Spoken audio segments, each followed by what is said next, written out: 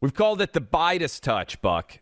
Everything that Joe Biden touches turns to crap, whether it is the border, whether it is everything surrounding COVID, whether it is the inflation rate in the economy, whether it is Afghanistan, maybe whether it's Ukraine. Basically, everything that Biden could do that he's involved with, he makes worse. And this is interesting. He's finally got his Supreme Court opportunity to make an appointment to replace Justice Stephen Breyer. And I saw this stat from ABC News over the weekend. 76%, Buck, of the American public disagrees with Joe Biden choosing to name a black woman to the Supreme Court based on her race and sex in advance before we even know who that woman is. Now, that doesn't mean that they're opposed to the idea of a black woman on the Supreme Court. Just that, Buck, I would say in general, there are probably 100 people that are qualified to be Supreme Court justices based on their educational background, based on their jurisprudence, based on the jobs that they have held. Let's say there are 100 people, and then the audience may be broader than 100, but let's say there's 100. Roughly 50 of those are Republican potential nominees. 50 of those are Democratic potential nominees.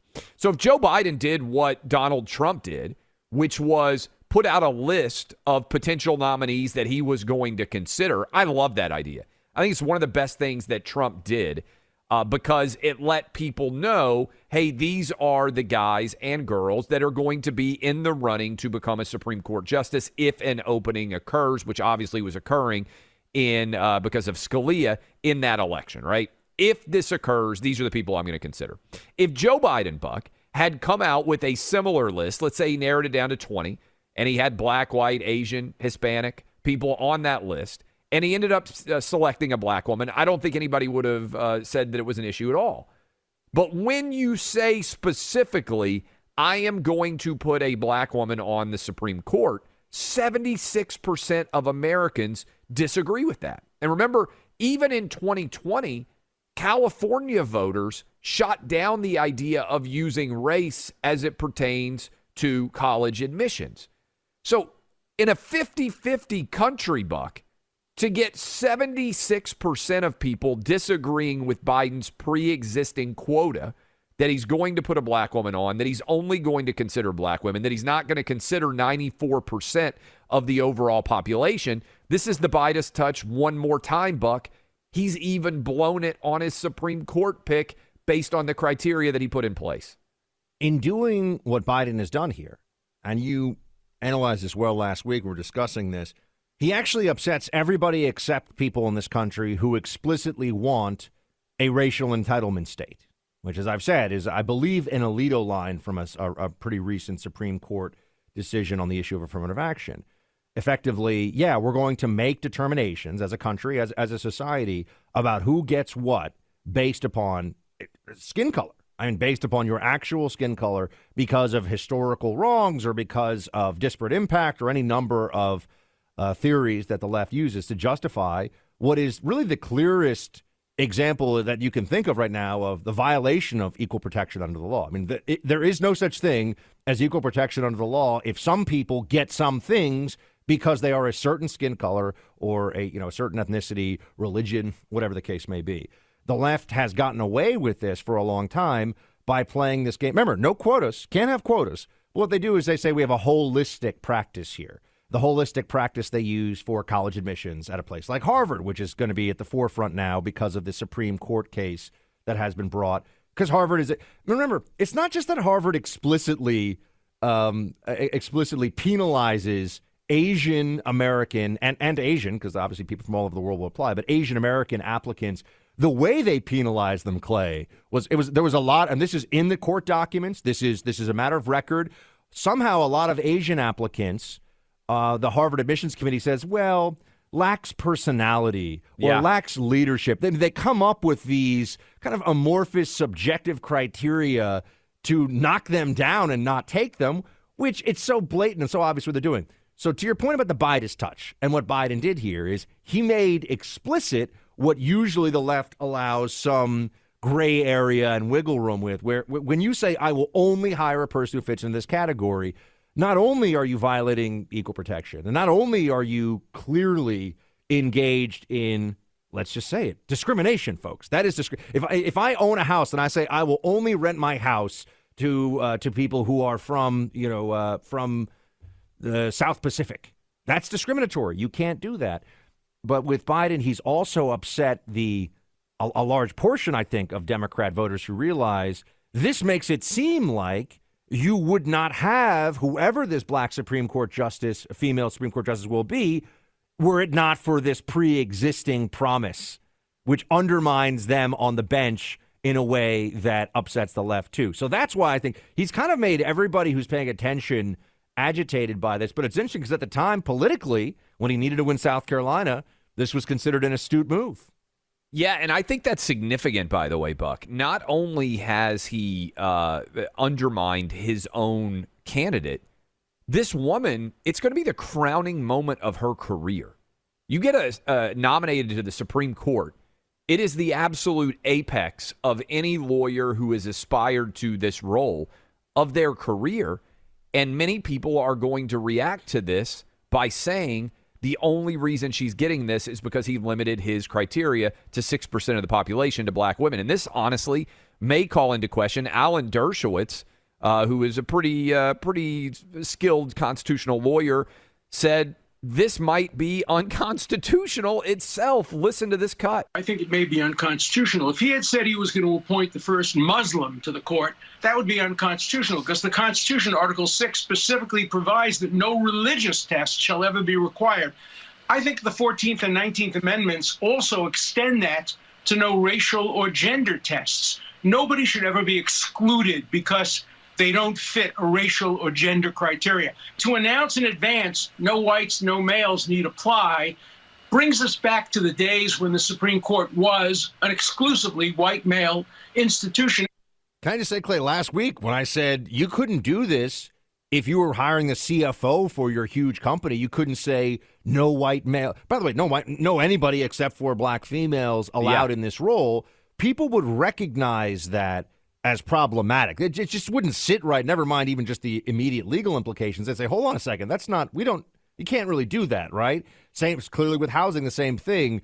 And now when you sit here, you say, shouldn't this be an even higher standard of that, application of principles? The notion that you would say this for a Supreme Court seat, it's actually outrageous when you sit there and think more through it. Just think about what the reaction, Buck, would have been when Ruth Bader Ginsburg died if Donald Trump had come out and said, I'm only considering white women to replace Ruth Bader Ginsburg. The left would have lost its mind. I mean, they would have lost their mind if Trump said that. So Biden says, I'm only considering a black woman, and it's as if the same standard should not apply. This is why I talk about principle over politics here. The same logic should apply. Flip it, Trump replacing Ruth Bader Ginsburg with Amy Coney Barrett and saying before he even announced her, it's got to be a white woman. That's the only person that I'm considering.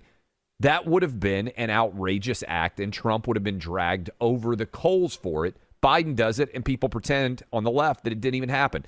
A little more on the continuing, I don't even think there's a controversy, just discussion, we could say. The discussion over Biden's promise to nominate a black female Supreme Court jurist. Is it problematic to say you're only going to consider one gender, one race, whatever the case may be? Well, White House Press Secretary Jen Psaki weighed in on this one. Here's what she said. I would note that there's a long history here. President Reagan promised the country he would nominate the country's first woman to serve on the court, and he did so. Former President Trump also promised to choose a woman just over a year ago, and there was no such complaint from the voices on the right who are speaking out now. But the president's commitment is to deliver on the promise he made to the country, but there's no question in his mind that there is a wealth of qualified, talented black women to choose from. So I don't remember, and I say that honestly, I do not remember President Trump saying he will only nominate a woman. He certainly didn't say he would only nominate a white woman. I don't remember, though, it was only going to be a woman, although that, to be fair, if someone could point this out, that's my memory. I'm not correcting Jen Psaki on this one. I'm just saying, Clay, if you have a different recollection, or if anyone out there, let me know. But I don't. It's one thing to pick a woman, obviously. It's another thing to say, I'm only going to consider a woman for this seat. Okay, that's part one. Not about whether there's some strategy behind the scenes, about whether you're announcing it that way. Ted Cruz, though, had a particular analysis on this issue. Play 13. The fact that he's willing to make a promise at the outset that it must be a black woman, I got to say that's offensive. Right. You know, black women are what, 6% of the U.S. population? He's saying to 94% of Americans, I don't give a damn about you. You are ineligible. And he's also saying it's actually an insult to black women. If he came and said, I'm going to put the best jurist on the court, and he looked at a number of people and he ended up nominating a black woman, he could credibly say, okay, I'm nominating the person who's most qualified. He's not even pretending to say that. He's saying, if you're a white guy, tough luck. If you're a white woman, tough luck. You don't qualify. Clay, that sounds quite a bit like what you've been saying on this. I think it's the right argument here, Buck. When you really break down what's going on in the grand scheme of things, this is a failure of Joe Biden. And by the way, 76% of the American public disagrees with him saying, I'm going to pick a black woman. And look, I understand the argument that's out there of, well, we've said before, certainly Joe Biden said, I'm only going to pick a woman. And before that, we said similarly something that was interesting, which is Ronald Reagan said, hey, I'm going to pick a woman. But really, Buck, when you break that down, that's different. Because even if you say you're going to pick a woman, and Trump may have said it for Amy Coney Barrett too, you're at least willing to take 50% of the overall population and consider them for a job. I still don't personally think it's appropriate at this point in this era to say, hey, I'm going to pick a guy, I'm going to pick a girl. But certainly when you specify a particular race and gender, you've gone from 50% of the population eligible for a job to 6% of the population eligible for a job. And I would just say, imagine the reaction if Donald Trump had said after Ruth Bader Ginsburg passed and he had the opportunity to replace her, if he had said, I'm only going to consider a white woman to replace Ruth Bader Ginsburg, the world would have come undone. I don't think because Joe Biden says he's only going to consider a black woman that the reaction should be any different at all, personally.